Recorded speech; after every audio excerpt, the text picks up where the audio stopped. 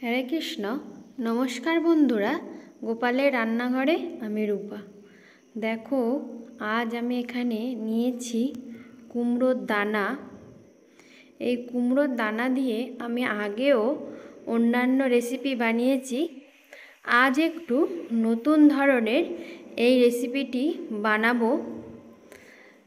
তোমরা দেখতে থাকো কিভাবে আমি এই কুমড়োর দানা দিয়ে খুব সুন্দর টেস্টি একটি রেসিপি বানাই। দেখো, কুমড়োর দানাগুলো প্রথমে আমি ভালো করে ছাড়িয়ে নিয়েছি। কিভাবে তাড়াতাড়ি কুমড়োর দানা ছাড়ানো যায় আমার অন্য ভিডিওতে এই টিপস দেয়া আছে, তোমরা দেখে নিও। এই রেসিপিটি বানানোর জন্য আমি নিয়েছি এখানে কিছুটা সাদা সর্ষে 2 চামচ, আর নিয়ে নেব পোস্ত 2 চামচ। এটাকে ভালো করে আমি পেস্ট করে নেব।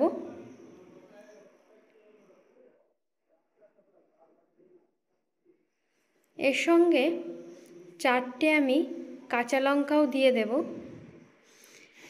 এবার দেখো, কুমড়োর যে দানাগুলো ছাড়িয়ে রেখেছিলাম ওগুলোকে ভালো করে পেস্ট করে নেব। কুমড়োর দানা পেস্ট করার সময় পরিমাণ মতো কাঁচা লঙ্কা দিয়ে দেবে।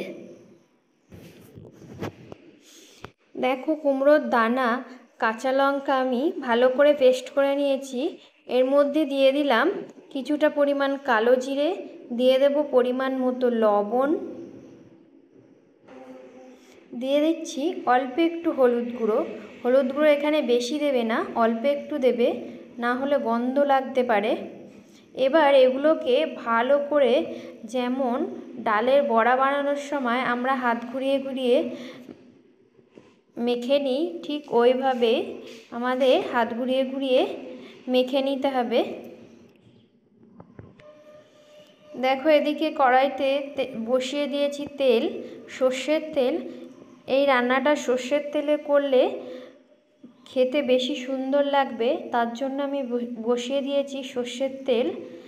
এবার মেখে নেওয়া যে কুমড়োর দানার পেস্টটা ছিল সেটা ছোট্ট ছোট্ট করে বড়া আকারে আমি তেলের মধ্যে দিয়ে দেব। দেখো, এক পিঠ হয়ে গেলে আর এক পিঠ উল্টে পাল্টে দেব।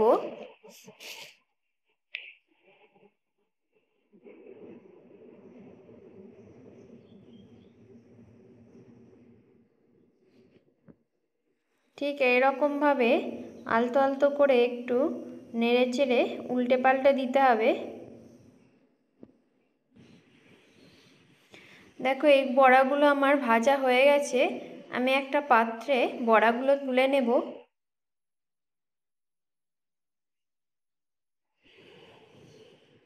একই রকমভাবে আমি সমস্ত বড়াগুলো ভেজে নেব।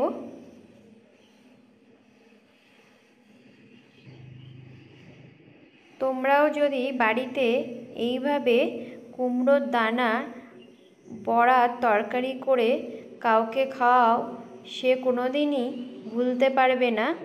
একবার বাড়িতে অবশ্যই চেষ্টা করো এইভাবে বানানোর জন্য। দেখো, সব বড়াগুলো আমার ভাজা হয়ে গেছে। এবার ওই তেলের মধ্যেই আমি দিয়ে দিলাম কিছুটা পরিমাণে কালো জিরে ফোড়ন হিসাবে। এবার দিয়ে দিচ্ছি ছোট ছোট করে বানানো কিছুটা আলু।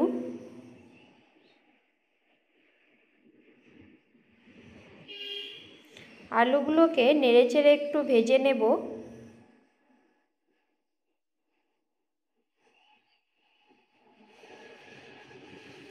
দিয়ে দিচ্ছি পরিমাণ মতো লবণ, দিয়ে দেব হলুদ গুঁড়ো,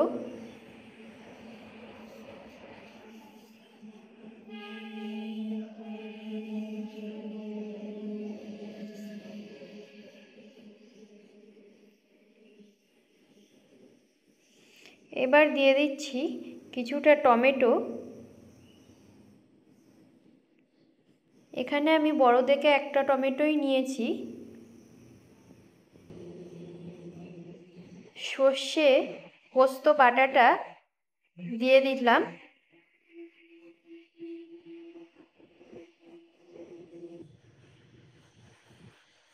একটু নেড়ে চেড়ে কষিয়ে নেব।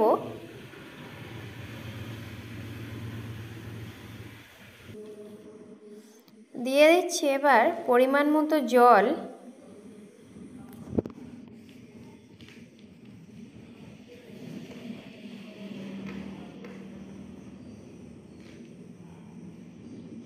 দেখো জলটা ফুটতে শুরু করেছে। এবার দিয়ে দিলাম স্বাদ অনুযায়ী চিনি, দিয়ে দিচ্ছি 4-5টা চেরা কাঁচা লঙ্কা। এবার ভেজে রাখা বড়াগুলো এর মধ্যে দিয়ে দেব। এই সময় তোমরা দেখে নেবে আলুটা সেদ্ধ হয়েছে কিনা। আলুটা সেদ্ধ হওয়ার পর বড়াগুলো দেবে, না হলে বড়াগুলো গলে যেতে পারে। বড়া দেওয়ার পর কিছুক্ষণ ঢাকা দিয়ে ফুটিয়ে নেব।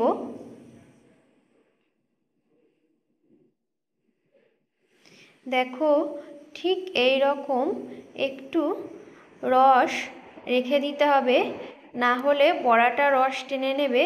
একটু রস রস রাখলে তারপর দেখবে তরকারিটা মাখা মাখা হয়ে আসবে। দিয়ে দিলাম ওপর থেকে একটু কাঁচা তেল।